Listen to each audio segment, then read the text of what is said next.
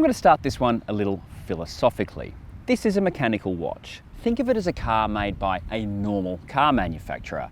When you buy it, it's done. You've picked all the options, you've picked what you want. If they bring out a new feature the day after you get it, you're stuffed. This is a smartphone. Doesn't matter that it's an iPhone 7, just happens to be the one I've got.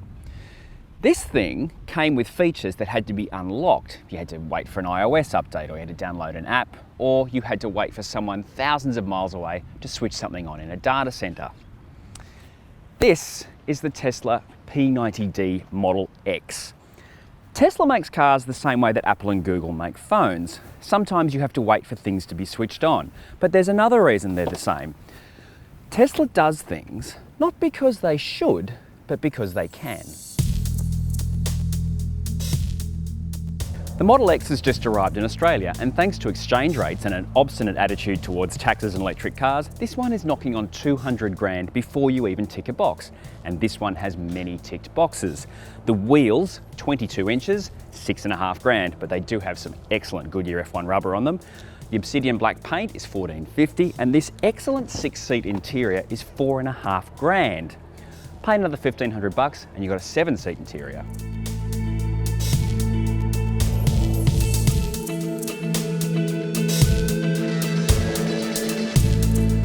And the premium upgrades package, which costs a pretty penny, has these stupid doors. Now these doors are supposed to open when you come towards the car, which is great, but all weekend, every time I came near the car, it would open a little bit and then slam shut. Ludicrous mode, which knocks 0.3 of a second off the 0 to 100 time down to a minuscule 3.3 seconds, is a whopping 14.5 grand. If you want the ultra high fidelity stereo, that's 3,800 bucks and 17 speakers of pimping sound. And then there's this ridiculous bioweapon defense mode, which I don't know what it's for. Maybe it's to stop you from breathing in sarin gas or Clive Palmer's farts. That's very expensive too. I can raise and lower the suspension, which is very cool. So around my house, where there's these really deep gutters, I can sit it onto high and it remembers that I've done it. So every time I come around that corner with the huge gutter, it was lifting the car so I wouldn't scrape it. You can choose a bunch of different things. You can have different steering settings. Ludicrous mode we've already been through. You can get it to creep like a normal automatic off the lights. You can have traction control where it helps you get out of snow, sand or mud. I can save all of my settings under my name and we're away. This is the stuff that's missing. When you've got everything uploaded from the new software, all of the self-driving stuff will be in here. And of course, just like your phone, you can reset it. Boink.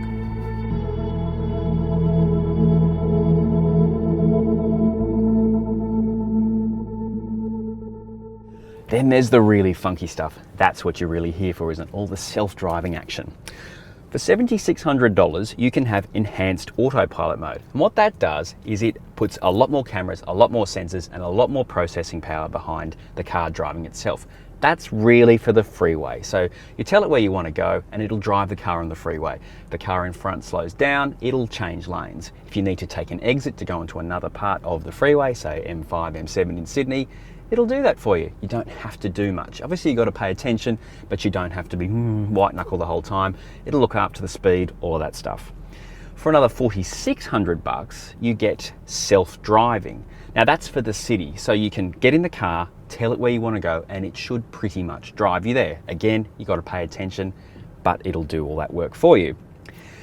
You can even retrofit it afterwards if you like the idea later on. That's where it's like a phone. So, let's try it out, shall we? We can't, because again, like a phone, it's not ready. You've got to wait for it to come down the line. So I've left this car the whole time I've had it on the Wi-Fi, just in case the gods of software drop it. And it hasn't dropped, so we can't test it. I promise you, when it is ready, we'll have another crack. So what's the car like? Actually, it's really good, even if some of the ideas are completely daft. The middle and rear rows are really comfortable, and if you fiddle about, there's plenty of room. The individual seats are great, and because the floor is flat, you can step through to the rear row.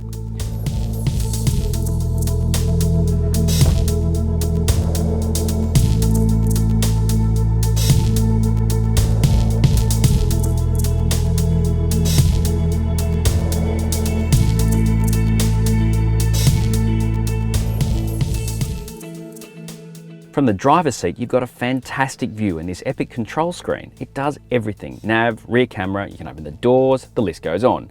And it works, although this version 8 isn't as easy to navigate as previous versions, and the music interface is maddening. Nothing else comes close though. The view out is amazing because of this massive windscreen. Unfortunately, this is also one of the daft ideas. The glass goes all the way over your head, and I spent the weekend I had the car absolutely baking.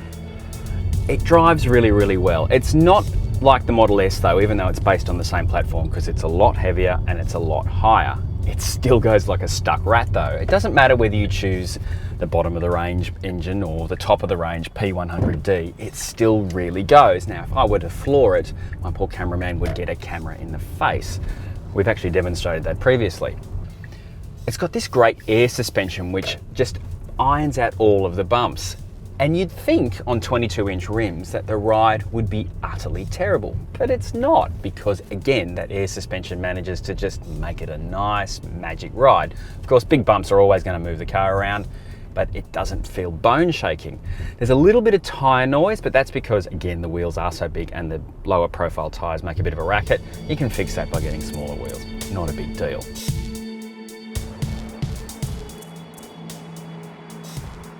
The Model X is full of amazing tech, stuff that was a dream just a few years ago. This thing will do 500 Ks on one charge. Yeah, there's a couple of dumb ideas, but a couple of them are cool. They just haven't been very well executed. Compared to the Model S, this is driving so much better than the all-wheel drive Model S I drove a few years ago, so that only means they're all getting better. The build quality is fantastic now too. When you're buying a Tesla, you're buying into a dream, you're buying into a mindset. If you're happy to treat your car like your phone, you are going to love this. It really is an amazing car, and what's more, it's an excellent car. What a B for the money.